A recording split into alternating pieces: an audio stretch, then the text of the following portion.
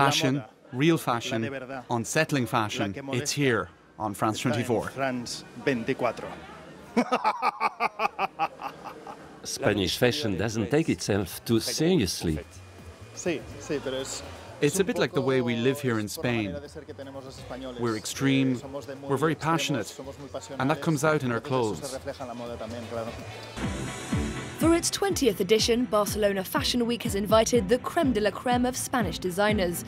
For the label Brain and Beast, fashion should be a delicate balance between reason and feeling. For me, fashion is a way of living. That's it. It's a contradictory and joyful means of expression. What is the concept of your fashion? Fashion, for me, or the way I conceive of fashion, is about putting forward a point of view. It's about my ideas on life. The city's Sant Pau Hospital is an Art Nouveau masterpiece from the early 20th century, a worthy host of Barcelona's Fashion Week. Designer Maria Rock is inspired by kintsugi, a Japanese art form that consists of reconstructing broken ceramics. I think that in Spain, we obviously see a lot of Mediterranean touches. It's fluid, not very covered. But it's not specifically Spanish style, because you find the same thing in Italy. It's a sort of essence that is much more Mediterranean than specifically Spanish. French designer Sybille Oreste swapped Paris for Barcelona 15 years ago, when she became the creative director at Escorpion. You can touch it. It's a strange fabric. It's all knitted. It almost feels like neoprene to the touch. Exactly. And it's knitted? Yes, it's entirely knitted, using a technique from around here. There are some amazing knitting specialists here, huge knitwear producers who are real professionals. They really know what they're doing. You really learn something new every day working with them, and we try different things all the time. That's what's so brilliant. It's certainly not just the weather that brings designers to Barcelona. A lot of important manufacturers are still based in Catalonia. Elena Astown's workshops are just a stone's throw from her studio. We are a jewellery brand for extravagant people who want to shine. Women who are prepared to have fun with our range. We also have clothes to create that ultra-polished look. It's about helping women to express their personalities. That's why the collection's called Metamorphosis. It's about the way women evolve over time, the different stages they go through. Margherita Missoni is the sponsor of this year's Fashion Week. She's heir to the world-famous House of Missoni, known for its flamboyant cuts and graphic prints. She's a model, designer and women's rights activist. Moi, je suis grandie avec des convictions.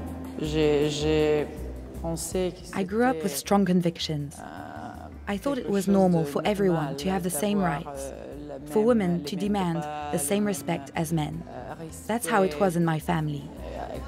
Comme les hommes dans ma famille, c'est comme ça. Et moi, j'ai eu le besoin un peu de retrouver la féminité. And back then, I had this desire to sort of regain my femininity.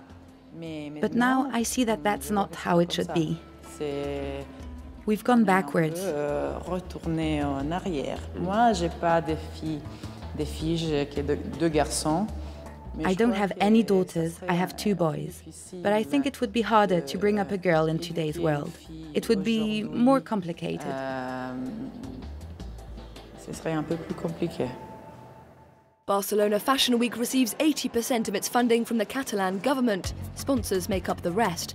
It's of course about the clothes, but it's also about the city getting a chance to put its best foot forward. Nosotros estamos intentando dar We tried to give our designers as much exposure on the international stage as we can. A nuestros creadores que desde una perspectiva, diríamos, del As far as the public is concerned, we're already all around the world. Mango, Zara and Desigual are just a few of the Spanish brands that have a presence across the globe. But we're also evolving. There's this whole new generation of designers and industries operating at the higher end of fashion that has a huge amount of potential. Those are the people we're trying to get on the world stage.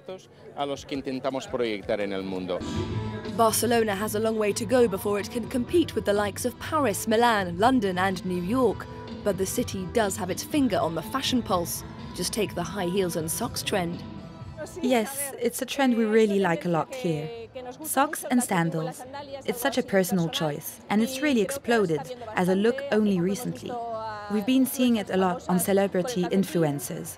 It's also been a part of a lot of recent collections. And that also helps make it a trend.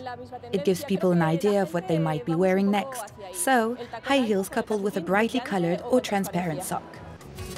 Once reserved for German holidaymakers, the socks and sandals look has been given a makeover, for men as well as women. Proof that Barcelona is ready to step out into the world of global fashion. Thank you very much. People and Profit, presented by Stephen Carroll. Since Brexit, uncertainty has weighed heavily on London's business community. The city risks losing access to Europe's single market. And Paris is stepping up its efforts to persuade British businesses to move to France. It's doing all it can to win them over, from free legal advice to business incubators and tax breaks. Our reporters went to meet the bosses, trying to minimize the impact of Brexit by pinning their hopes, or not, on France.